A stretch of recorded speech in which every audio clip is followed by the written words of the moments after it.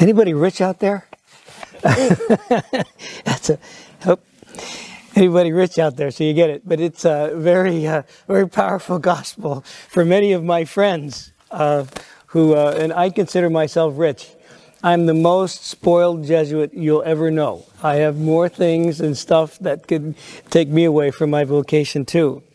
But anyway, today we're celebrating the Church's most powerful prayer, the Mass, at the altar of St. John Berchmans.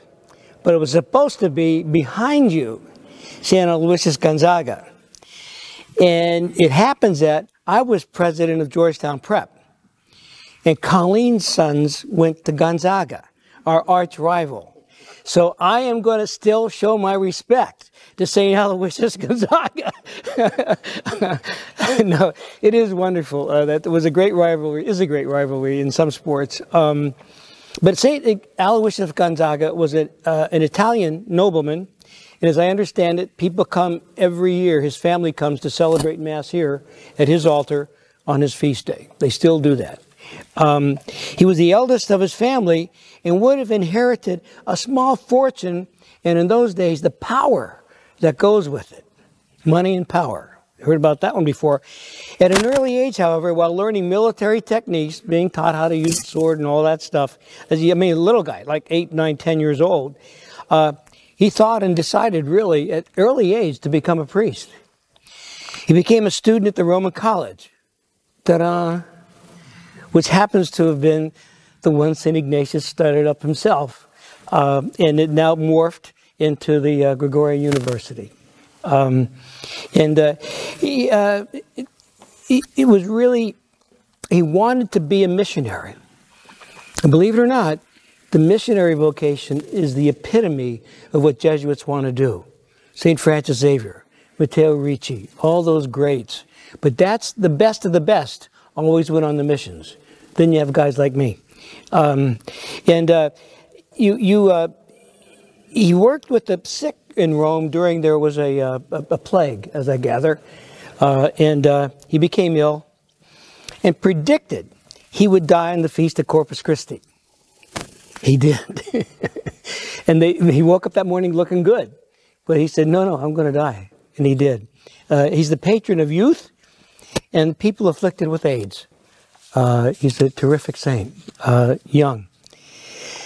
However, today is the feast of St. Ignatius of Antioch, who is revered not only by Roman Catholics, but Eastern Catholics, Orthodox, and Episcopalians.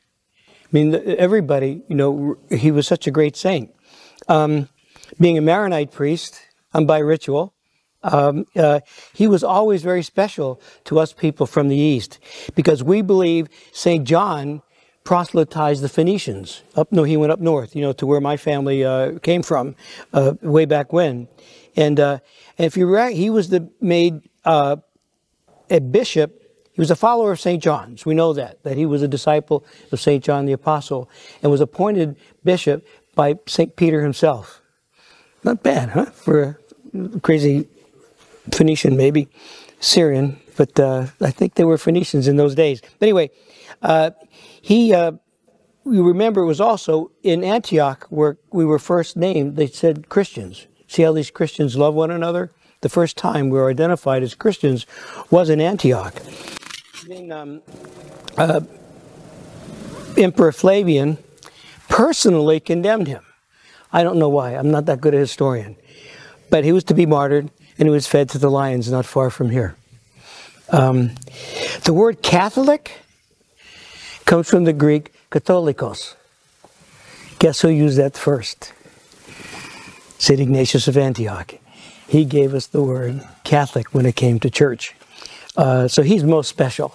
And it's just serendipitous that we happen to be here on his feast day. But he's a very important saint that many of us know a whole lot about, unless you have some little Middle Eastern culture behind you. But today's gospel, St. Luke emphasizing that one's life does not consist of possessions. It reminds me as a Jesuit what Ignatius always said to Xavier. What does it profit a man if he suffer wins the whole world but loses his soul. That's it. It sort of reminds me of that when I read it. But that's a simple look. Jesus is emphasizing that one's life does not consist of possessions. In truth, great wealth can seduce a person away from their very selves, and they become fools, as this person is called by Jesus. They fool themselves into thinking that they're important because of their wealth. That doesn't make you important. So in this passage, the rich fool, you notice, that he uses the word I a lot. I this and I that. So when you meet someone who's I-oriented, realize you're dealing perhaps with a fool, rich, but otherwise. I never start a sentence with I, a paragraph at least with I, because of that. You don't want someone so self-centered. So then just what does constitute a life? And Jesus says the need to be rich is what matters to God. What does matter to God? What does God care about? True love matters to God, and lovers share. So if you're wealthy, that is the most, not bad. It's terrific if you share. So don't store up wealth just for your own power, pleasure, and meaning. And these are very personal questions that Jesus is posing. So but for a couple of minutes, sometime this evening, maybe reflect on what does constitute your life, or what in it matters to God. That's what we may find a little bit more about that as we go through, this, I don't know, I can't call it a pilgrimage because we're having too much fun. But those questions could become a little clearer. And God doesn't want us to enjoy life. God wants to share love. And that's what we're about. But think about that.